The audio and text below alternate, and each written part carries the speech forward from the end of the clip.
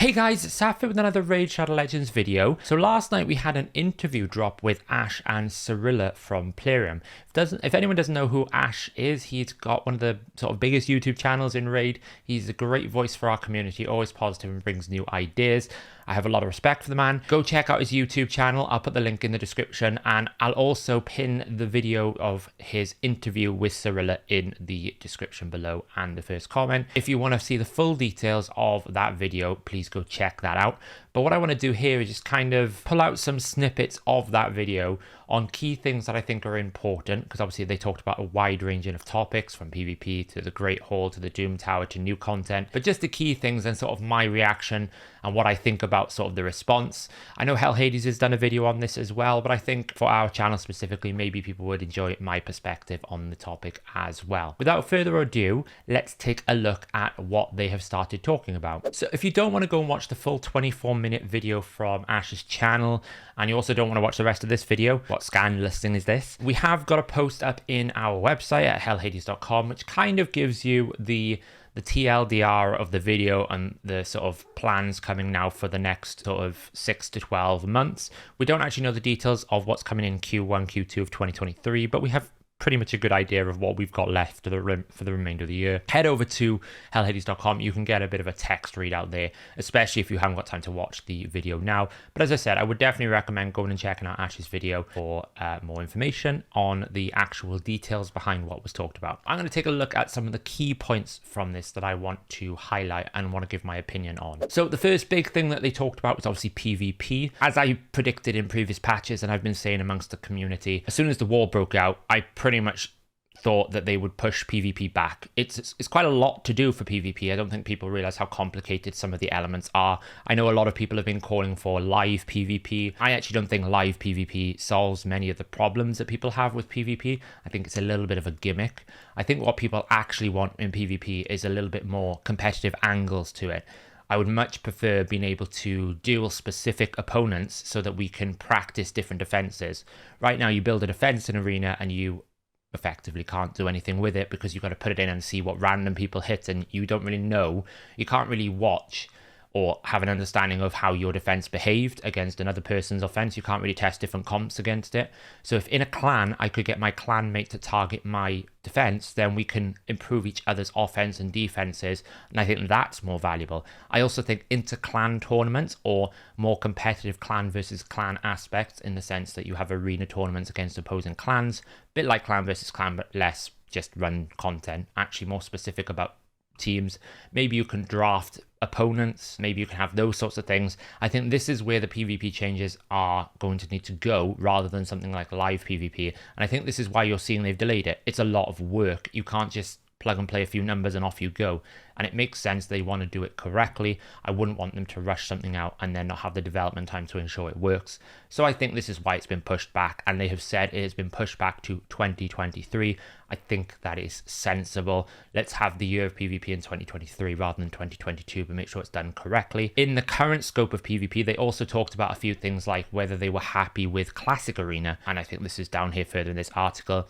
They're still not happy with Gold for a 5 and Platinum, and you can see that I got a patch notes video coming out later this week, and in there we can see that they're still tweaking the max daily rated defeats. They're trying to find the competitive balance.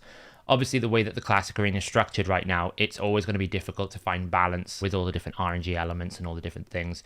There's not a lot of fun involved if it's just grinding the same teams. I also think empowerment has created quite a big power curve that they need to find a solution for long term, and whether it is in fact adding more things like bolster sets so that the empowerment is less valuable potentially, but then you still have the opposing effect if it's on your offense team. Who knows? But I think they're still not happy with that, which is fine. I actually think Arena is in a reasonably good place at the moment, considering where it was 4 or 5 months ago. They have also talked about Tag Team Arena, and they want to fix the marketplace. Now, I hope when they fix the marketplace here, they actually change it so that it's not locked behind tiers. People should be able to buy anything from that marketplace, regardless of the tier they're in, if they can earn enough gold bars. It should be gated behind the sort of cost acquisition rather than sort of whether you've progressed enough. For example, if I can only get 10 gold bars at bronze 1, it's going to take me twice as long as someone who can get 40 gold bars at gold 1 to be able to get that sacred shard. So that's how you're gating the content. You're still giving an incentive to climb higher, but what you're not doing is basically saying, hey, you're not in gold, you don't get all the good rewards that you want to spend, so you just sit there with a bunch of gold bars after you've got your Drexar with not a lot to spend it on. I know the energy is nice, it's not too bad, but you know, you want the legendary book, you want the sacred shard. I think that's the number one thing that they should do, and they can fix it relatively quickly. I think increasing the tiers was a good idea. It gave people more incentive to climb and more room and freedom. It gave more players in the higher tiers to fight against each other rather than fighting against the same opponent over and over again. That's also good. So although it's slow and lethargic because you're fighting 3 teams, I actually find Tag Team Arena more interesting and compelling than Classic because you can't just run 4 OP champions. You've got to run 12, so there's got to be more team variety. People can't just run 3 speed teams because they don't always have the speed gear. There's ways you can win and lose. You can match up different teams. You might put you to go second team up against the enemy speed team. There's more sort of thinking and thought process and strategy behind it. Whereas Classic is pretty much like, if it's a speed team, you either tank it or you go faster. It's a bit more bland, for a better word. The other thing tied to the arena that they talked about, which I think is of big note, is Great Hall. Now, for me, I'm in this position. I have completed my Great Hall. So I've got 6,000 gold medals. I literally cannot do anything with. There's no actual purpose for me going and doing arena. You can say I've only done like 19 wins since yesterday. I didn't do any arena yesterday because there's no point, effectively. Unless I'm pushing for plat, which I'm not in a position to do because I don't have the empowerment levels. I don't have the necessary champions for it because I don't have the meta. There's no benefit to me doing anything. My arena defense can't be really beaten in gold 5. You'll see, like, if I look at my daily defense, you know, I've got a pretty good defense. People will say, oh, well, you got a Canline, you got a Duchess, you've got the meta. I don't have a Kaimar, I don't have a Necret, I don't have a Hegemon, I don't have a Siphi, I don't have a Rotus, I don't have a Warlord. There are many champions that are in the meta that if you look at the top tier here, for example, you know, T-Swift here, I don't have 2 of those champions. I don't have any of Dinmir's champions. I have a Mithrala, don't have the Necret, so this team is a bit struggling. Don't have a Solus over here. So I think in terms of pushing platinum for me, until I get some of these meta champions like Leorius, Cupidus, it's actually almost pointless. So I'm in this position of, I don't take any defense battles, so I don't ever need to worry about fighting because I just sit in gold 5. There's no benefit to me fighting in Classic Arena because I can't do anything with my gold medals and my Great Hall is done. So they do need to do something with Great Hall. In the video, they basically suggested that they wanted to develop a newer system rather than just add more levels. I personally don't see why we can't just add some more levels for now, just to give players like myself, and I'm not alone, there's quite a lot of players that have been playing for 2.5 years, they're not necessarily whales, that are at the same position. You know, I've seen someone who's sitting on 35,000 gold medals. Or even, if it's not more levels, allow us to convert the gold medals into bronze bars so that we can spend it in the marketplace. It's going to be an incentive. Right now, Classic Arena has 0 incentive for a player like me in my position who isn't pushing platinum, but has got a strong enough defense that they're never going to compete with anyone pretty much in gold 5 unless they really want to. You know, other players are going to pick easier targets. From a PvE perspective, there were 2 big things they talked about, which was the ability to farm skill tomes and also the Sky Peak Tower, the Void Tower, whatever we want to call it. It's got a different color hint now and what that means. So it looks like the biggest content piece is going to be the Void Tower, and apparently we're going to hear some news about it this week. So keep an eye out on Hellhades channel, keep an eye out on my channel here with Fiction as well. We will let you know all the information that is about the Void Tower once we have it. Right now we're in the dark as much as anyone else, but it sounds interesting at least that we have something big coming, because I was a bit concerned after reading some of this that we didn't have anything big coming, but that's good. In terms of skill tomes, they've pretty much done what I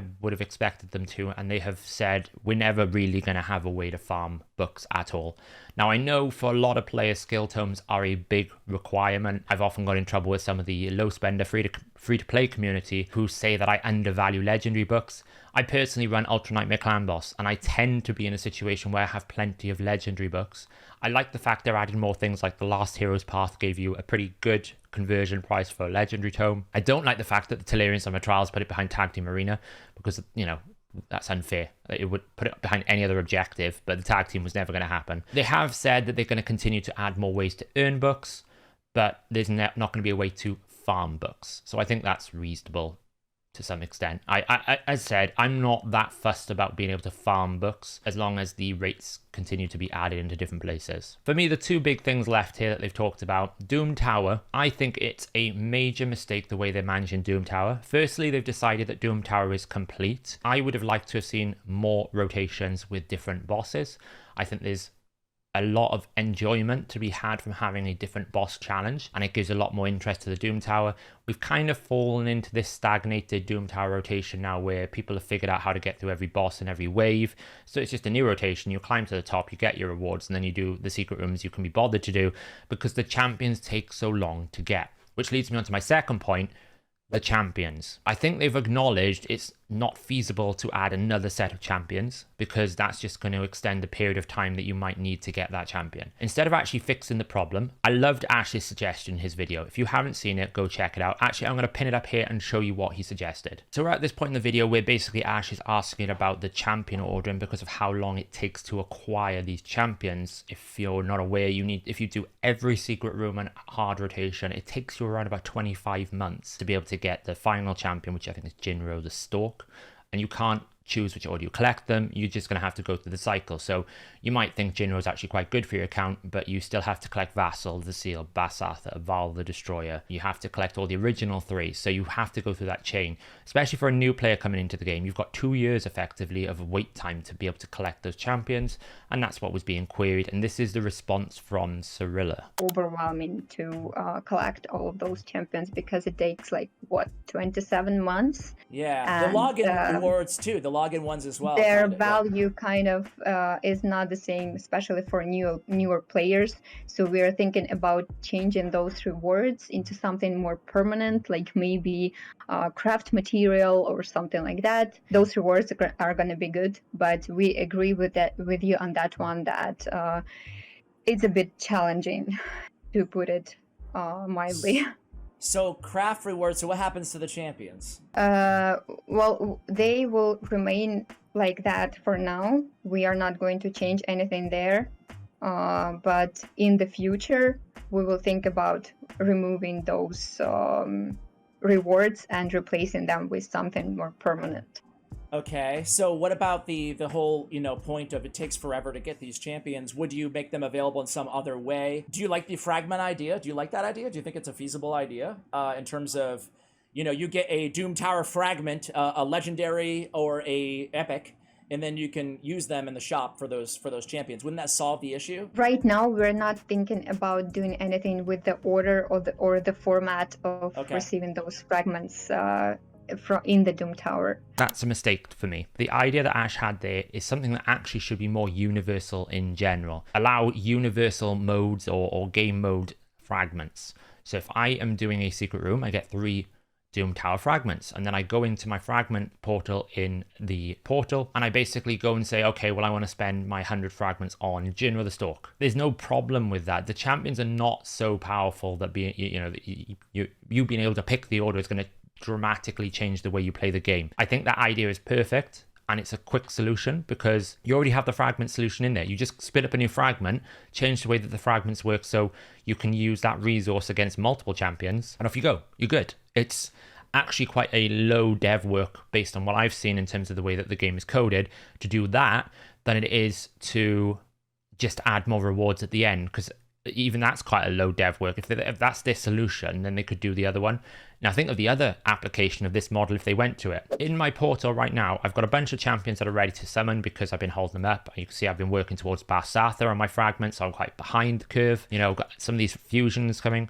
But then when you start here, I've got 25 fragments of Ruel. Now this is useless to me. Same with Bergoth. I can't do anything with these because I'm never going to have an event that's going to give me the fragments. I'm not going to buy those fragments because I've already acquired the champion. I have excess fragments. So why don't you let me burn these fragments at an exchange rate? Maybe legendaries give me 1-to-1, maybe epics give me 5-to-1 into a universal fragment. And then when I come to say, I don't know, maybe I want another Demitha. Okay, well, I've got enough universal fragments, summon. Maybe I got close to finishing one champion. Maybe I didn't quite get enough fragments for Cirilla and I was at 95. Tell you what, I can burn the excess fragments I have for Demitha and put them into Cirilla. This idea of being more flexible is, in my opinion, one of the best things they could bring to the game, and it will give a lot of positivity to the community for reasonably low effort. So I don't really know why we're not entertaining this idea, especially for the Doom Tower champions. I mean, I don't know if it shows me the order. If I go into Doom Tower, does it show me in here the champions we're going to get? Look at these champions. It takes around about 25 months to get to Jinro. Now, I might actually want Jinro. Potentially. I'm not saying he's a good champion, but as a concept, I might prefer Gronjar or Chromax. I might have a use for them in some way. But I have to basically go all the way through these champions in hard difficulty before I can get to that champion. So I have still got to farm for Vassal, Chromax, Gronjar, and then I can start farming for Jinro. That's a year's worth of farming if I do every secret room. I think the fact that they haven't thought of that idea and they're not entertaining that idea, I think is a big miss in my opinion. So the only last thing then that they talked about was the Hydroclan boss. They've not got any plans to add another champion. I don't think that's necessarily a big problem. I think the rewards you get in terms of Stone Skin, Clan Gold, they've increased the value of Clan Gold by improving the clan shop, which as a byproduct has made Hydra better. It'd be nice for us to see maybe some shards thrown in there, maybe some more other rewards that we would use around the game. But I think in itself, I think Hydra's ready to be left there until they release that new Hydra head and new difficulty and then increase the rewards and change it then. I don't think there's necessarily any significant need to fancy up the Hydra. I think they've done a pretty good job as long as they can continue to add more value to the clan shop. Obviously people have been getting their Yakals today, they've been getting their Arbiter skins. The value of clan shop might drop then because you're no longer getting guaranteed champions. We'll have to see what people think. And that's pretty much all they have said. I would say it does make the rest of the year feel light, but it's not surprising considering the year that Plarium have gone through. They've had to relocate pretty much all of their staff out of Ukraine, set up a brand new office, keep the game running, keep delivering new champions and new systems. When we look at what we've actually got in the game so far this year, we have got some pretty good quality of life changes. We've got the Forge implementations where we've now can craft 10. We didn't have that before. We've got all the tavern improvements, being able to show rank, quick, mass upgrade levels. These things we didn't have before. It's made a big difference. We've got instant artifact upgrades. That's a pretty big difference to the game. That's really good. We've had some pretty good fusions along the way. Okay, this one we've currently got maybe a bit of a miss, but it's pretty good. We've got the new Forge Pass system. The new set is pretty good. It's really worth getting. So you can see they've done a lot of around the board quality of life changes. I think they're pretty good. I'm hoping that the Void Tower is of interest. This little peak thing that we've had here since the game first launched. And we know obviously they've got other plans because when we look at Clan Boss, this was added in addition. Why add something you're not going to do? We know there are new Hydra heads coming, which might change the way the Hydra works. It's a shame there's no more Doom Tower, and we'll have to see next year what the year of Arena is. There you go, guys. That is what Ash found out in his interview. As I said at the start of the video, go check him out, see what you think, and I will catch you in the next video.